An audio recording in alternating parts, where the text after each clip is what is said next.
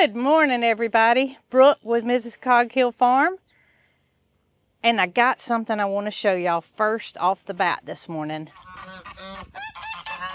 Oh my goodness. Look at the mama and the 7 babies. If that isn't a sight. And then here are the 5 that I hatched. And you are starting to see them in their molting process. And what this means is they're losing their feathers, and you can start to see what sex they're going to be. The males will have the dark green head. To me, it looks like there's going to be 3 males and 2 females. What do you think, Nugget? Have you grabbed my finger? Did it taste good, buddy? It didn't feel very good. I am just amazed. Look at that one stretching its wing out, enjoying this cool morning. But I'm thinking 3 males and 2 females. Not a great ratio because you kind of don't want those females to be outnumbered. But we can't do much about that.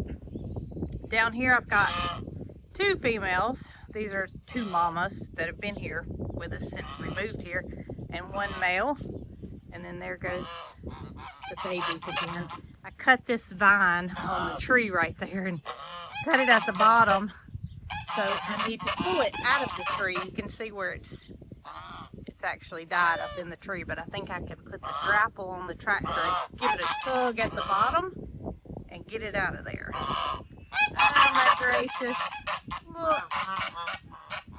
Now once those mallards complete their molt, they'll develop that little curl on the back of their tail, and you may have noticed this with other ducks, but the males will get a little curly feather that goes upward on the back end of their tail, and that's a lot of times that's an early indicator that it's a male. But in the case of mallards, you usually have to wait until that molt is complete. Y'all look.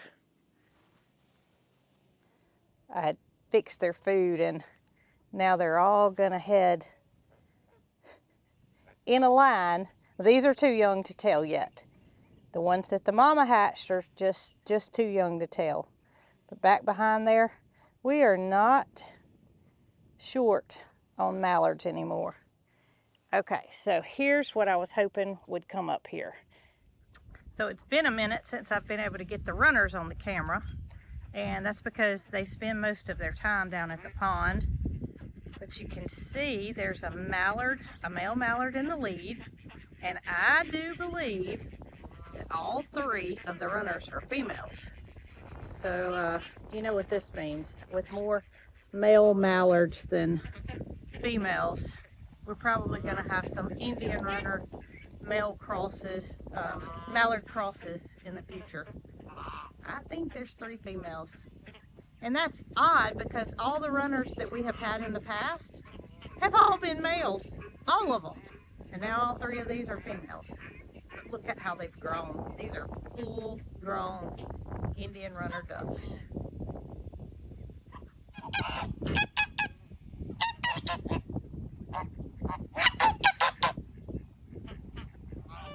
Somebody has decided to strut this morning. And when I say strut, I mean this fella, he is putting on a show. Opie, are you okay? Come here. I have never seen him do this. Maturity is upon him, I do believe. He has realized that he is indeed a male, and he's going to show it. Hey, buddy. Come here. Come here. What you doing? Oh, my. How strange you are. Where's your brother? As you preen and walk at the same time with a little curl on the top of his head. Check out that. All right, everybody, y'all ready to eat? Honey, you're on the right side this morning. Now, if you'll just stay here instead of going back on the other side, you know this is where you're going to be fed. So, as I was feeding Miss Peaches, as I do every morning, she's now completed her breakfast, I noticed something that I have not noticed in the past mornings, and that is that she's shedding. Something pigs do once, maybe twice a year, depends on the pig. But the first thing that I noticed was her dry skin. And I think this is what's happened. You can see that, well, I don't know if you can see the hair because it's actually white, but let's put it in front of some black. It just literally comes off by the handful this time of the year when she's blowing out that old and gonna make room for the new. But I noticed all of her skin that's kind of flaky, and y'all know we're giving her the skin and coat conditioner as well as Loretta. But this, I think, is because she's losing this hair and she's been laying out in the sun. She might got a little sunburn, and this is just old skin that's starting to peel off. But Peaches, you're gonna be a naked pig before too long. If y'all don't know what a pig feels like, it's very prickly, and you look very comfortable, by the way. Glad you're enjoying your rub down this morning, but they're not soft. It's soft when it's laying down, but then it's prickly on the ends. It's a weird feel. So, Peaches, we will see you in your birthday suit soon. You're almost there, girl. You didn't want me to leave out of here without talking to you, did you, girl? Looking beautiful this morning. Yes, you are. You decided to eat breakfast and come back in? Yeah? You trying to get me to take you on a walk this morning? Yeah, it's already warmed up quite a bit and the sun's shining this morning, but we'll see if we can't get you on a walk. Get your eyes cleaned out this morning. Oh, there's Bramble. Bramble, you had me worried. So Noah's here working. Noah is our young gentleman that's helps us out on the farm one day a week, and he was in here restringing the weed eater, loving on Biscuit. Then there's Sylvester up there, and I said, have you not seen Bramble? And he said, no, I haven't, which kind of concerned me because Bramble meets me first thing every morning. He's the first one, and he had seen Sylvester and Biscuit, but not Bramble. Here he is. No need to worry anymore. Y'all hear that? That's Snow White. We're going to get to that in just a minute. First of all, I've got to go let everybody out that has finished eating. I'll do these goats first. The goats inside the barn said they're finished. They need to go out. So we're going to get y'all let out first. Looking so beautiful. All three of you. And of course, they're ready to go out. They finish eating, they're ready to go, aren't you? Boys and girls. All right, y'all go on out. Make your way out into the sunshiny world. All right. And y'all saw me when I was headed up here. I saw Opie, but I didn't see Ernest. That was also an odd thing because they're usually not too far from each other. They have completed their breakfast. They don't usually eat it all, so I get their leftovers and save it for another day. We do get it out of the stall before anybody gets let out and access to this stall. You boys ready this morning? Ernest, you not gonna strut like your brother did? You just gonna let him have at that? All right, Loretta. Sounds like you got some competition this morning for your vocals. Snow White's over here next door to you, putting on a... Did you hear that? Her ears perked up. She doesn't usually do that because y'all know she can't hear, but she heard something. Yeah, Loretta's finished with her breakfast, and she's gonna, of course, hightail it over to the next stall to see if anybody left anything. Cows, they're finished. Mr. Moody and Miss Mildred on their way out. And then all the goats. Come on out, boys and girls. Don't have any water to jump over today. It did not rain here yesterday for the first time in a very long time. Well, I say that. It sprinkled. The sun was shining. It sprinkled for a few minutes, and there was a beautiful rainbow that occurred afterwards. So I told a little bit of a story there, but not enough to make a puddle. So no jumping goats this morning. See, Matilda, Little Man, and Tater have not quite made their way all the way out of the cow area yesterday. I actually had to cut grass back here where their feeders are yesterday, and I'm thinking I'm just putting it off, but I need to cut the cow pasture. A lot of y'all ask why we don't get somebody to come in here and bale that. Well, there's cow pastures, there's acreage, there's hayland on every corner in our county, and nobody's going to come over here and mobilize their equipment for this little bit of hay. And we're not willing to pay anybody to come do that, because we could honestly buy hay cheaper than we could have somebody come in and cut it. So we are going to have to cut it because it's getting a little bit too tall for their nutritional needs. And you know, I wanted to say this as well. All pigs shed, just like other animals, at different times. Loretta is not going to necessarily shed at the same time Peaches does. So I wanted to take a peek at her skin and just see if I could tell if she was shedding at all. All right, Loretta, you're looking mighty beautiful. And I don't think that you are shedding. I've already put the clip back on the fence here that makes it super secure, and that way nobody can escape. Well, let's see here.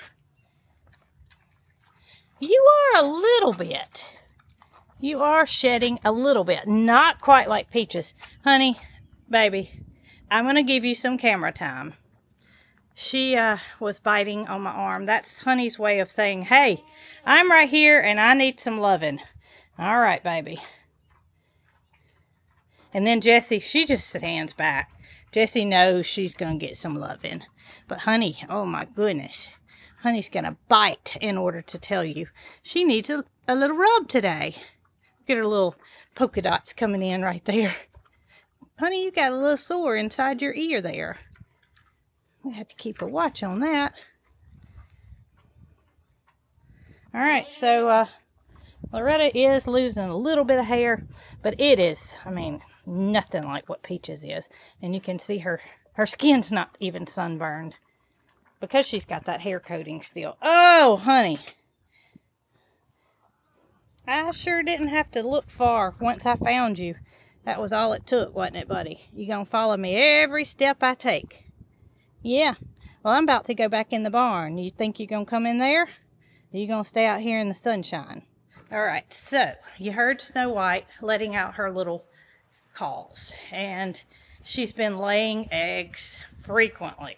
We all know they're not fertile, and there's no way that I'm going to put those 2 male peacocks that we have roaming around the property in here with her.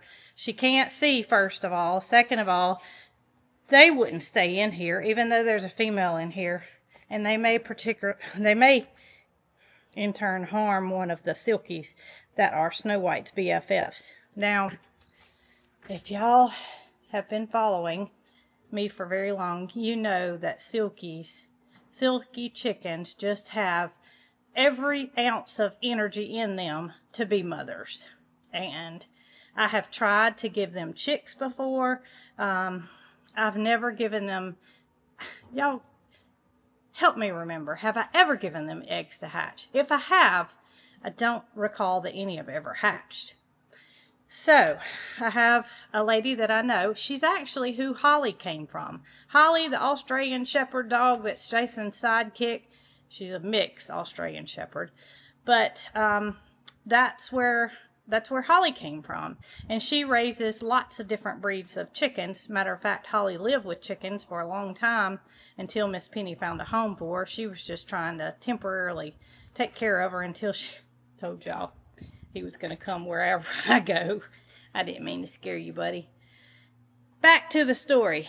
So Miss Penny raises lots of chickens. Silkies being probably her #1 thing.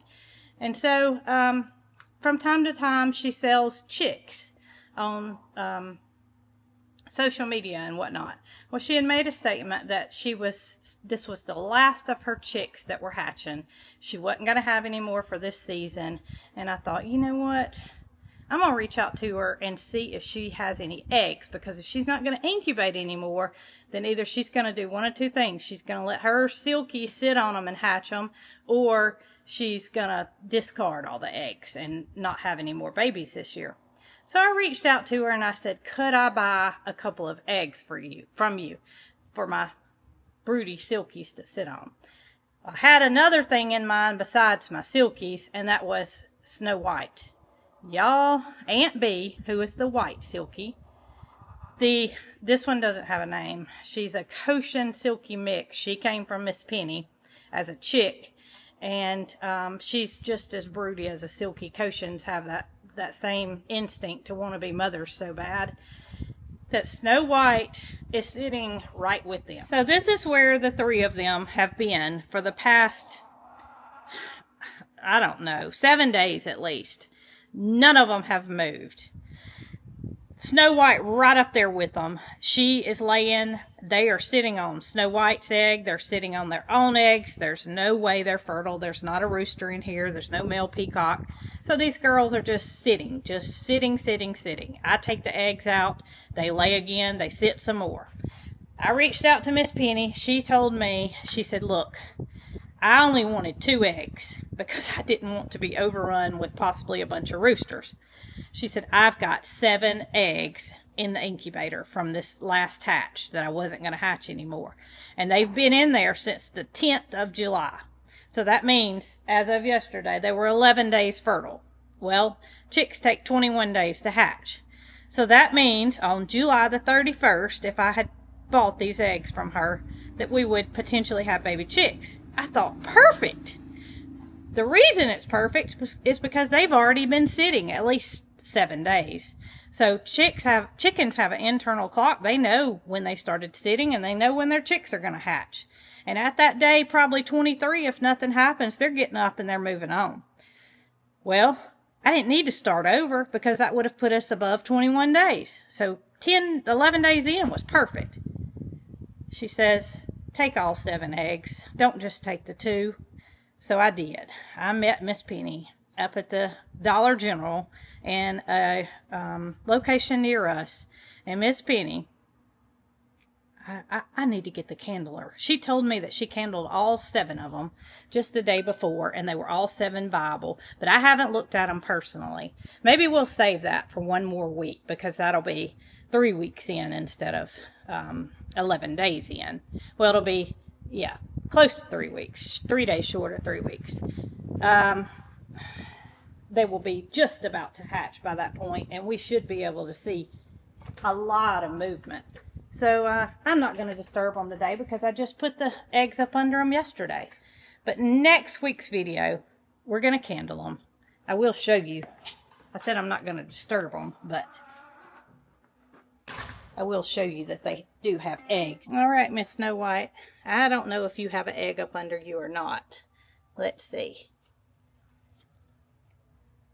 No, it doesn't look like it, but I see one sticking out from under your friend here. I hope they are sharing these 7 eggs. Oh, she's mad at me. Let's see. Oh, you don't have but 1. That means you have 6. Let's see here. Let's put that one under you. There you go. There you go. So, look at here. Look at that girl. She's got, and Miss Penny had already marked on them the date that she put them in there. And I just hope that these girls can hatch some of these eggs and become mamas. And Snow White too. I'm sure she would help with the mother duties because she does think she's sitting. Even though she's not, she doesn't have anything under her. She's part of this. Oddly enough, the black silkie is usually the first one to be broody. However, this time she decided to sit it out and let these girls take care of it. But I bet she'll be in on taking care of the chicks, providing any of them hatch. So I've made my way to the chicken coop where everybody's been given scratch. Ryan the rooster said yes indeed. Oh, got 2 girls coming to visit me. These have to be the friendliest chickens that I have raised since we've been here. The copper morans and the cream leg bars, for whatever reason, they want to be everywhere I am. Now, they are eating scratch, but they had no reason to come up behind me when scratch is scattered about all over the ground. Seems like the cream leg bars, they want to be wherever I am. And that's okay. until I go to touch them. And then they say, we don't want anything to do with you. But everybody is growing up out here and just pleased with the way things are going. Now, one day last week, I was cleaning out Cheese's pool that's up under the sunshade.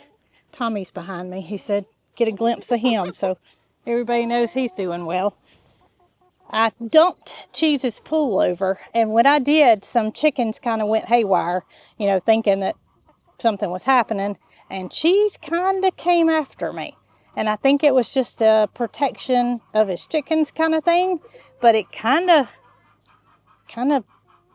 scared me for a second, because he hasn't done that but one other time, and that was during breeding season for geese, which he doesn't have a female here. He just has his chickens to guard. But I thought, what in the world? And I let the pool down, started filling it up with water. All was well. Just a weird happening that day. And he, of course, eats grass, whereas the chickens are more interested in the bugs that are in the grass. So it's a win-win for all. We're going to... Nope, that's not. I thought it was one of my new girls coming out the door, but it wasn't. Gonna go inside and gather some eggs, see how many we have today. It's almost right. She's making her way out the door, one of the new salmon favorolles. There were 3 in here a few minutes ago, and I guess those 2 have made their way out, and she's gonna do the same. Oh, there's one up under the box. So there's still 2 in here, 2 of the 3. Y'all see that head poking out right there? Guess who that is? Oh, here's one. Here's one of them. I guess this is the 3rd one. Are you going to go inside or are you going to stay out? Such beautiful chicks. They're not really even chicks anymore. They're full-fledged chickens. I want to see if she goes up the stairs or if she flies in or what she's going to do. I know she knows how to get in there because they go in and out more than other chickens, except for when it's laying time. So I asked if y'all knew who this was. And this is Miss Broody Girl. She's in the midst of trying to roll eggs up under her. And you may say, well, why don't you give her one of those fertile eggs to sit on? Well, in our experience, y'all, if you move a broody hen from where they're sitting, such as this nesting box, to another location, she's not going to sit. So if I picked her up and put her in that room in the back here, where the favorolles have been raised and all my other chicks have been raised, she's going to get up. And if I put an egg under her here, guess what's going to happen? It's going to roll out. So it's really, there's really no way to do this and her hatch a chick. And if she did hatch a chick in here, she'd be in trouble because there's about 60 other hens that would be trying to take on the mother job, and it just probably wouldn't end well. Now, girl, I hate to tell you, but we're going to gather those eggs today, and there's no way they're going to be up under you.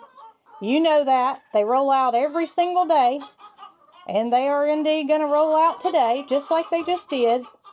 If she doesn't give up, she's definitely not a quitter. I thought about picking her up and taking her in there with the silkies. I just know what's going to happen. She's going to lose that brood. She's not, this is where she wants to sit. This is where she's familiar with. This is where she wants to have her babies. And it ain't going to happen. I'm going to name you Bertha. Ask no questions, people. I'm going to name her Bertha. All right, Miss Bertha. I'm going to get your 2 eggs here, and we're going to count as we go. 2, 4, 6, 7 on this side. And I don't know what you were doing. Are you trying to get an egg too? Because I saw you trying to put your beak on it. All right, got 2 back here. That's 9, 11. Good gracious at the white ones. 13, 3 white ones. 15, 17. Oop, 19. Got a soft shell. And y'all, we keep plenty of oyster shells in a container. There's grit out here naturally because we live on the rockiest ground in Alabama. But sometimes a chicken will lay an egg that does not have the hard outer coating on it. And you can prevent that by providing those two things, but sometimes no matter how much you provide, it still happens. Look, I mean, it literally, I don't know if it's showing up, but it's the inside of the egg without the shell on it. It always amazes me. No matter how many times I see it, it always amazes me. 20, 21, 22, 24, 26, 27. Good job, girls. That's a good day. And speaking of molting and shedding, such as that, Mr. Tommy is no exception. This is another turkey feather. Look at that huge quill. Well, everybody, I've made it back to the house, and I must say it's gotten quite warm outside. I'm quite sweaty in this Alabama humidity. But what I'm happy about is my hummingbirds. And as I go back inside, I was hoping to catch a little video of them on the feeder, but I did video some this morning. So I may end it with that little bit of footage. Y'all, I have never had this many hummingbirds, ever. I'm having to refill the feeders every single day. Well, that's how it goes. I get my camera turned around, there's 5 on the feeder, and then they disappear. They're just super fast. I'm super happy they're here, and I'm going to continue to keep their feeders filled up because they got a long way to go across the Gulf to get back to their wintering grounds, and I don't want them to leave. I've quite enjoyed them. Mary Carl's kind of gotten tickled at me enjoying the hummingbirds so much this year, but it's something, my newfound interest. I've got let's see, 3, 4, 5. I got 6 feeders on the porch. Jason asked the other day what would happen if we put feeders all the way around to the other side of the porch. Mary Carl said, I don't think we'd have any more birds. It would just be more spread out for them. So next year we may try something different, but I can tell you something for sure. It's working. So y'all, leaving you with a little hummingbird footage from this morning.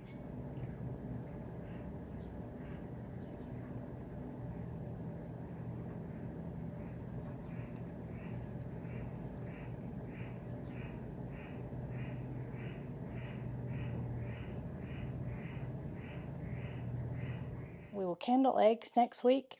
Hopefully all 7 will still be alive and wiggling, but we won't know until then, and they are due to hatch on July the 31st. So stay tuned, and hopefully we'll have some silky babies. Thank y'all, and y'all be good.